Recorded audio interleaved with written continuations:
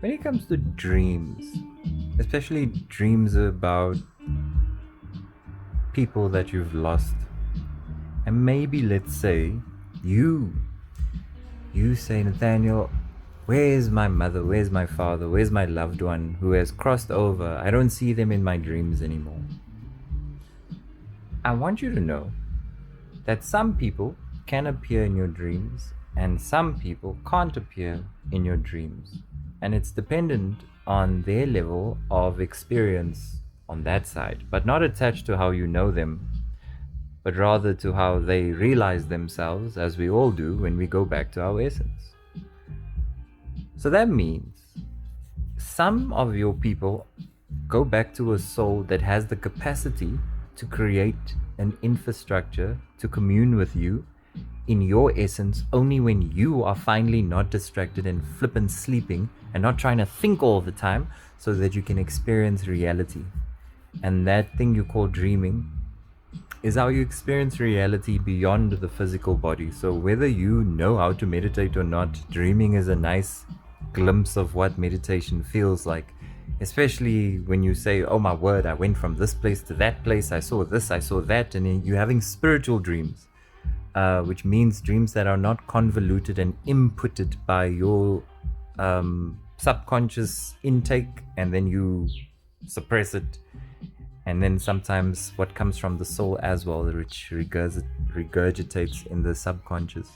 But to keep on track with this video, not all our ancestors know how, in their souls, not them as your grandfather, just in their soul's capacity now. So beyond how you know them as a title, not all of them have the capacity to build a dreamscape. So there will be someone maybe in the family that does, but that has everything to do with how well you know your network that you come from. Remember, you are a product. You're not the beginning of the flippin' tree and the roots. You are the end result of the roots. So you're connected to more than you realize. But just because you never met these family members doesn't mean they don't know you. You must just go learn about them. Ask as many questions as you can, whether it is here in the three-dimensional or whether it is through just simply lighting a candle and talking to the candle as if they are there. Because their blood, their genes, the epigenetics, it runs through you as a product, both on mom and dad's side. So keep that in mind, because someone will be able, from that lineage, mom or dad side, someone will be able to have that capacity. And that's how, and sometimes why, some ancestors piggyback in a dream. So it would be a grandmother, for example, and the grandmother's sister, who are now both there in the dream. One played more of a primary role, and that's how you know that's the one that created this whole dreamscape to talk to you. So it's a very special thing if these people are out here, well, these souls are out here doing these things for you. Because yeah, it's not just the, oh, I just dreamt about my mom, and my mom passed, but I just, she just popped up in a dream.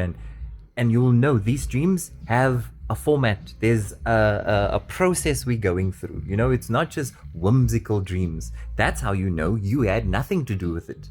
It's something you have been invited into, because you are essence. You are like a floating essence. You're no more here by the licham. You're here by the essence. So we can stretch and go as far as we can with you, because you're not limited to the constriction of the body. But there's souls that have the capacity to do that. They're strong enough to do that, to provoke that consistently, because it takes energy to do that. And once we die and go back to our essence, we not all the same. So if I don't have a soul that can and has the capacity and the teaching on how to create a dreamscape, I won't be able to connect to my loved ones, which means I'll just have to go via someone. Maybe a grandfather knows. I'll just be in the background so they know I'm also there. But in my soul's development, I got to learn how to get to that point. And it's like knowing how to kick a ball and other people know how to do backflips. In this capacity, dream specifically, maybe the soul is not the greatest, but there's other things where they are phenomenal. And this video is not about the spectrum of what the soul's capacity is. This is just to educate you. Whether you take it as education, it's up to you. But it's just to inform you that there's a it's never a personal thing when a certain family member doesn't rock up. It's there's other reasons as well, but one of the reasons is some souls linked to that person who passed on, they're not skilled enough to create the dream. So unless been learning how to flip and speak French, don't expect people to speak French. You get what I'm saying? So maybe they're on a process, they're on a learning, and not creating a animosity towards, not animosity, maybe that's too strong of a word, but don't sit there saying you being neglected by this specific ancestor. They never rock up, Nathaniel. They never show up in my dreams. There's reasons sometimes behind why, and we mustn't just allow our human minds, our emotional minds, to run rotten into rumination. It's you do no good for the person who's trying to learn how to do it on the other side. You get what I'm saying? Hold just space for ignorance within yourself in that capacity of understanding what's going on there. It gives you the chance to learn and not think you know what's going on, especially when you jump straight into an emotional reaction as opposed to the reality of the situation. The other reason why certain family members don't rock up is because it's just their choice not to. Some of your flippin' family members smoke. And you can say, hey, flippin' Uncle Harold, you need to stop smoking because you're going to die. You know what Uncle Harold says? I'll die smoking. So in the same way, someone is attached to a behavior. It's the same thing with souls on the other side. Once the person dies, there's a nice team, a support team that comes over the soul and is there waiting for them with everything nice that they enjoy. Colors, frequency, alles. And then if they choose not to be happy and maybe they choose not to want to engage with all of that stuff, there's still free will with the soul, and they can choose to be linked, attached, labored, still stay here on flippin' earth, even though 1,000 years has gone by.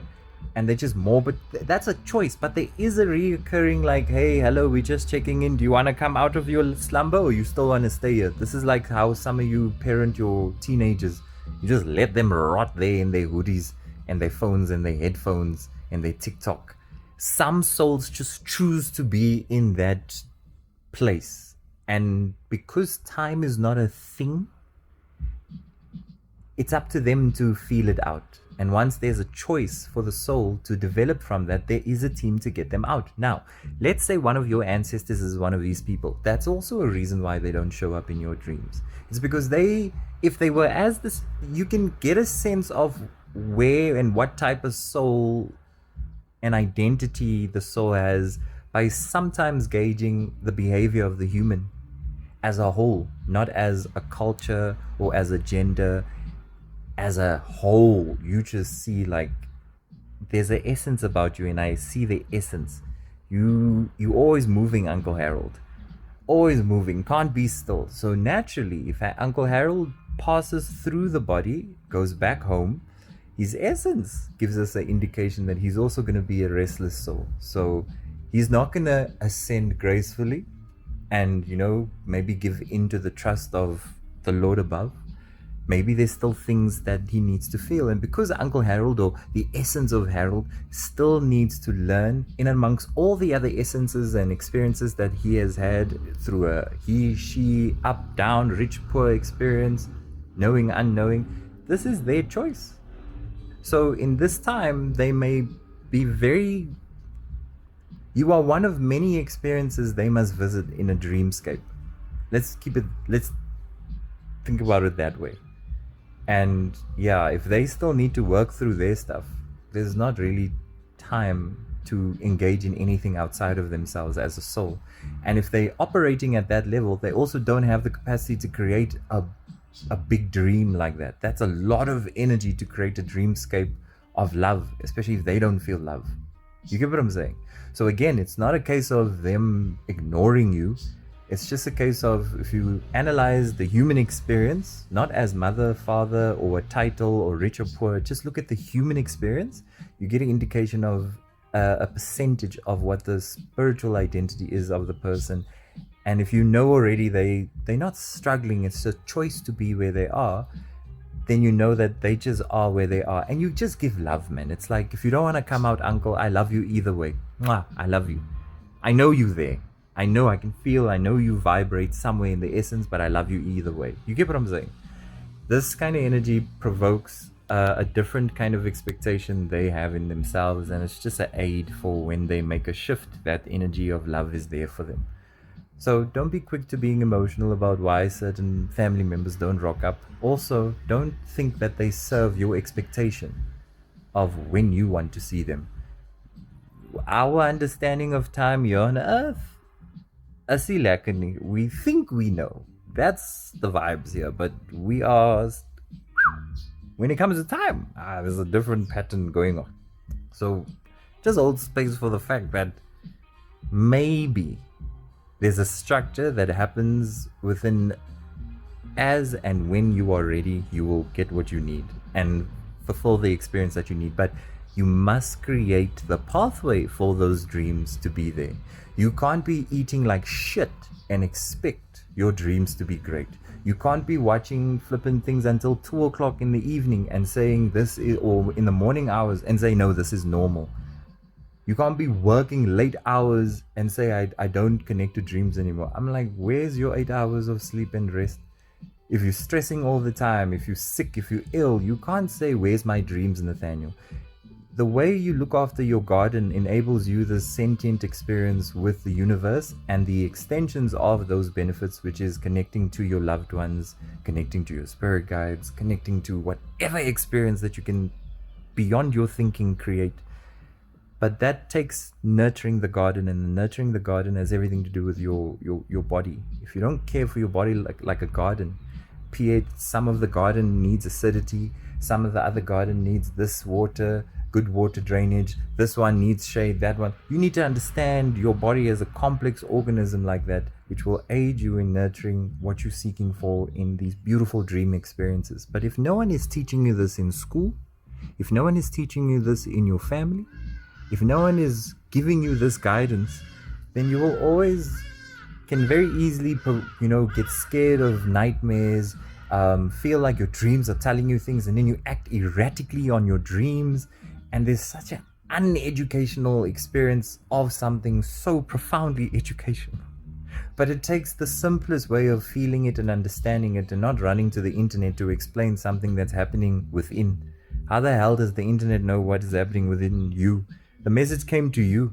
If you don't know how to interpret the message, that's what you need to. How to interpret it within myself, not interpret the message for me. God came to you with the message. But like I said, if our garden is not cared for, it's like losing a ball or a pin in a bush and there's vines everywhere and you don't know where's what because you haven't tended to this garden in a while. So you just give up and say, yeah, it's just my dream. Carry on with your life. There's a lot more to dreams than we can possibly understand. What I share is just a clang gap. Like my teeth, it's just a... So keep this in mind and give yourself 1 month, because I literally can create a dream boot camp where I say 1 month, I want you to keep to these actions, this discipline, stay away from these foods, these social media platforms. 1 month, keep to this strict kind of care, nurturing, and I promise you, your dreams will kick back. I promise you, your dreams will not only kick back but have clarity. Dreams are a beautiful way of getting profound clarity that is intertwined with the reality that you live in the waking life. It is as powerful as what you're experiencing in the dreams, in the reality, the emotional experience of your reality. But it is educated by how you understand and care for yourself in reality, how you care for the body in reality, and what you input in reality. The quality of your dreams and the interpretations of the dreams is clearer, so that you don't have to go to someone outside of yourself. You'll know exactly what the dream is about. But that only depends on how you care for yourself. Keep that in mind.